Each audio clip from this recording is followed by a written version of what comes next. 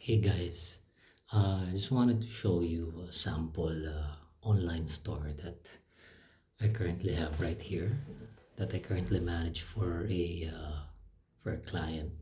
So this is live, no, makita niyo yung real data, real-time data as of today. Okay, so here it goes. Hold on. So there you have it. As you can see, as of today, the sales is 74,406, and that's the date today, October 7. So what else can we see here? We have the data here. We have 6 total orders, no? So nakikita natin. And the sessions also, we can see the average order value. Okay. And maybe you are wondering how we run these ads, or I mean, how do we make sales? So yun na, nasabi ko na, using ads. And this is now the Facebook ads that I have, or the back end of the Facebook ads. So as you can see, these are all the campaigns that we have for our client, and the total amount spent is 7,531. And maybe you're wondering, akala nyo po for 1 month na yan, it's only or akala nyo per day po yan, that's already good for this month. It's for October 1 to 7 already. And let's take a look, October 7, kung magkano nagastos natin for this particular day to have that kind of sales that we saw kanina.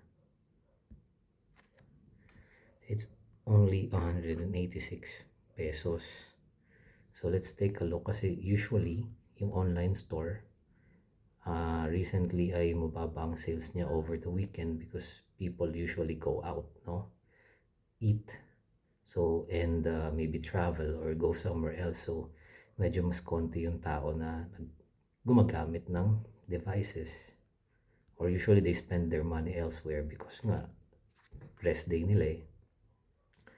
So we have here October 5 to 7. The amount spent is 2,746 pesos. And let's go back to the Shopify that we have, or the online store. So ito po yung sales for today, 74,406. And maybe you're also wondering,